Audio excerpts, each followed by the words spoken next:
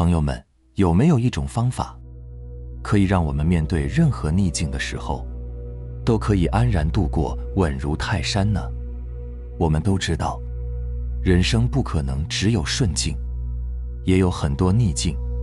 面对纷繁复杂的社会，各方面的困难挫折，我们只有立定脚跟时，就像树高万丈得先有根，根深蒂固就不怕风雨了。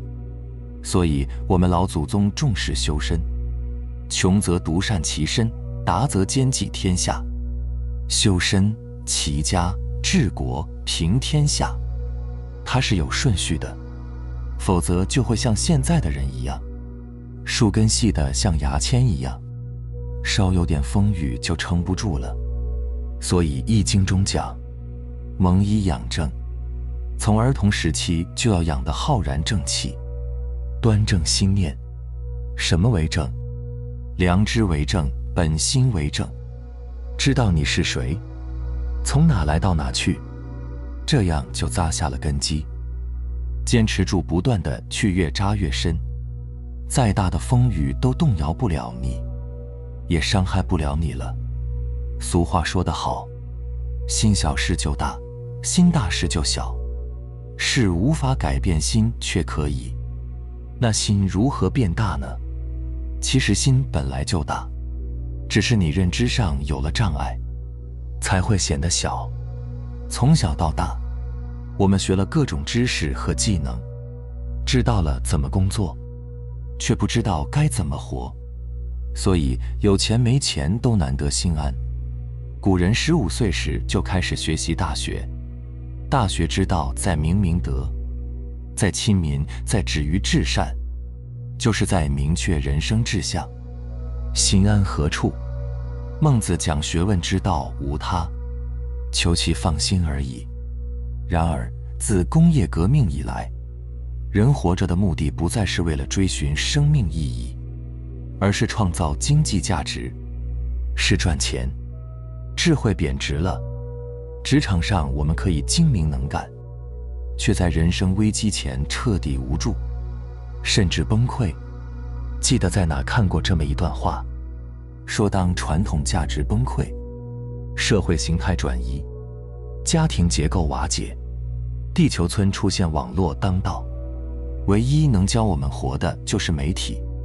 而你如果相信媒体所教我们的，它唯一的信息就是尽量而赶快去消费吧。欲望的丰富和心灵的空虚，成了这个时代的标签。那该怎么办呢？回归本心。怎么回？首先，我们生命的本质是真心本性，它是本自具足的，也就是说，生命的本态是圆满、清净、自在、喜悦的。这个真心本性，就是道家的道，佛家的佛性，阳明先生说的良知。一切都是你空性幻化出来的，所以本来就什么都不存在，什么都没发生。你本就清净圆满、安稳自在，是你把人生这些幻想以假当真，才会有痛苦。只要觉醒痛苦，就解脱了。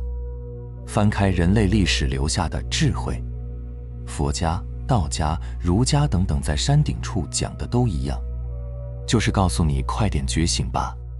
人生并不真实，真的你是佛，是自信，是道，是良知，不管叫什么名字，它都是无形无相的。虽然它看不见摸不着，却像天空一样无时不在。你之所以会痛苦，是因为乌云遮住了天空，才盖住了原貌。乌云就是习性和我执。什么是我执？就是习惯于以我为视角去评判外在的一切，评判的标准受原生家庭、社会环境、潜意识等等影响。于是你有了自己的喜欢、不喜欢、好坏得失的标准。我执的延续就是习性。比如看电视不停地换台，是什么让你停下来呢？是习性。出门吃东西，为什么选这家而不是另一家？是习性。去看电影进场之前就在讨厌某个演员，你到底是去看电影，还是去看自己的偏见呢？再分析下去，你会发现很恐怖，因为这一生你都是在习性的自动驾驶下，无意识地活着，你不自知地接近着喜欢，远离不喜欢，行为模式越来越固定，越来越简化，习性引导你用固定的方式看待外界的一切，要求别人约束自己，习性掌控了你的人生，你每天面对世界，都带着心中各种情绪和偏见，经常还没看清楚，就已经先染上了色。然而，盲目的立即拥抱或是排斥一件事，就抹杀了它其他的可能性。我们以为在自主人生，却不知不觉地活在偏见中，限制了自己。你不满意的人生，正是你亲手塑造的，那该怎么办呢？分享2个方法，接下来就需要你不断地在世上去练。首先，第一个，练习撕标签，让一切回归原貌。单看一件事物时，在还没认出是什么之前的瞬间，它就是它自己，非常单纯，是你在瞬间给它贴上了标签。比如看日落，在你定义它是美之前，它是日落；日落之前，它就是太阳下山。再比如，你为自己总是后悔过去而自责，在这个不应该之前，它是后悔往事；后悔往事之前，它只是无数个念头中的一个。当你不去评判它，过了也就过了。再比如，你为孩子成绩而焦虑，在你定义成绩不好未来就不幸福前，它只是成绩不好。成绩不好之前是考试成绩为60分。事情很简单，是我们用习性去贴标签，才让它失去了原貌，评判出好坏得失，进而生出痛苦。就这样，人生被分别评判成大大小小的差异，就像光谱一样，从最棒到普通，好到不好不坏，到有点糟，到最坏，从最舒服到一般，再到最痛苦。然而，真相是如何呢？成绩好就一定幸福吗？不好就一定不成事吗？离婚了就不好吗？结婚了就是好吗？所以我们要练习撕标签的能力。比如在看日出时，能不能不立刻下结论说它美？工作进展不顺利时，能不能不立刻下定义说我真差劲？而是明白顺利不顺利是平等的，只是不同而已。就是单纯自由的去看，不加联想，不贴标签，在生活中不断提起觉知去练习。慢慢的，你越来越能够看到事物的原貌，事情的本质，不再受限于固定的意义和期待，就不会被情绪干扰，而是发现更多的可能性。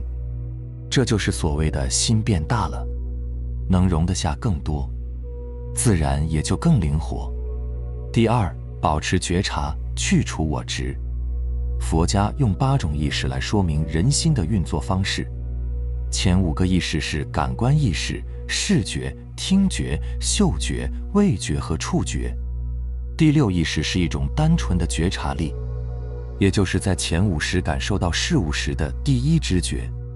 第7意识是莫那识，也就是我。第8意识叫阿赖耶识，它是种子库，它像摄像机一样存储着我们每时每刻的意识。你可以笼统地理解为潜意识。你为什么会对事物贴标签呢？当前5时收到信息后，第6时生出了纯净的觉知，到这都是用心若镜，没有痛苦。接下来的一刹那，第6时和第7时我以及第8时潜意识发生连结，于是有了我认为的好坏得失，自然开始执着于爱恨取舍，求不得就是苦。越是执着的人，就越快地把外界和自己链接，而且坚信不疑。你要做的就是时刻保持觉察，拉开第6时和第7时的空间，其实无论发生什么事，不管多好还是多坏，都只在一瞬间，下个瞬间就消失了。在发生的瞬间，你往往是来不及评判的，是大脑靠记忆把它带回来，再加上分别评判，才赋予了它一个定义。所以讲活在当下，就是让我们更多的停留在第六意识上，觉知原貌就是用心若镜。说到这儿，你明白为什么觉醒才能解脱了吧？为什么教育是要蒙以养正，而不是先学知识？做人先要知道自己是谁，从哪来到哪去了吧，否则你根本意识不到，你认知世界的方式本身就注定了痛苦的必然，不跳出来痛苦就不会断。说到这，你肯定不死心，还想再争取，也许短期里挣了点钱，事情顺利了一点，有了一丝安慰和快乐，但早晚你会发现，这些都是靠不住的。人生无常，不停在变，一切来得快，走得也快，就像地震，谁又能想得到自己明天到底会如何呢？如果不回到真实，你要如何自洽，如何接纳一切发生呢？这就是心经中最重要的那句话：照见五蕴皆空，度一切苦厄。唯有回到真实，你才能观一切如梦幻泡影，不再执着。那具体怎么做呢？保持觉察，放下我执。为什么你能放下？因为知幻即离，时刻保持觉察，明白一切评判都是第70和第80的所为，便知道它是幻。是幻，还有什么可执着的呢？像乌云一般拨开它，放下它，便回到了天空，回到了真相，回到了无限宽广的真心本性。所以心原本就大，生命原本是圆满平静自在的。为什么会有痛苦？因为我执和习性的障碍。不断练习撕标签，回归觉知，这样便切断了习性。时刻保持觉察，明白评判来自第7意识和第8意识，便知幻即离，放下执着。这2种方法不断在生活中去练习，慢慢的障碍便会越来越少，心越来越清明，而你也就活出来了。最后再给大家分享个小技巧，当你再遇到痛苦逆境的时候，就问自己2个问题。第一，我是佛，佛会怎么想？3000大千世界，你无处不在，哪里都是你，你会在意这点事吗？当然不会。面对它，接纳它，处理它，放下它，不理它，不想它。另外，如果没有2元对立，又哪来的好坏得失呢？在佛眼里，样样都一样，样样都是佛，只会有接纳。第二，我是佛，佛会想什么呢？只会想我能为众生做点什么呢？于是你的专注点离开了小我，每天这样去想，也就是在戒掉了我执。总之，当你的心大了，你的根也就扎得深了，才不会心随境转。这就像如果只懂得钢没有柔做基础，钢就会折断。如果一个劲儿的被物与被念头支配着人生，不知道真正的自己是空性，便会患得患失，经不起一点风雨。明白了吗？好了，非常感谢你能看到这里，希望能对你有所触动和启发。我们下期再见。